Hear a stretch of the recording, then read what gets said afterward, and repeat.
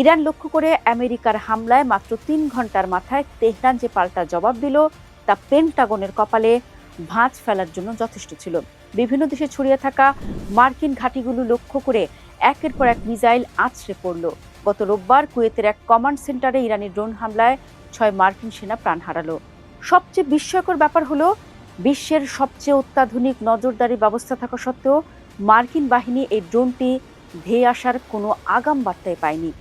CBS news যখন খবর দিল যে ওই ঘাঁটির প্রতিরক্ষা ব্যবস্থা কেবল গাড়ি বোমা ঠেকানোর জন্য ছিল, উপর থেকে আসা ড্রোন ঠেকানোর সক্ষমতা তাদের ছিলই না, তখনই প্রশ্ন উঠল, তবে কি আমেরিকার দম্ভ কেবলই সাজানো কাঁচের ঘর?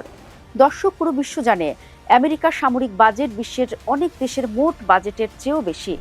গত কয়েকদিনে দেখা গেল ইরানের তৈরি মাত্র $৩০,০০০ একটি সুইসাইড ড্রোন মুহূর্তের মধ্যে আমেরিকার কোটি কোটি ডলারের রাডার এবং পর্যবেক্ষণ ব্যবস্থা ধ্বংস করে দিচ্ছে।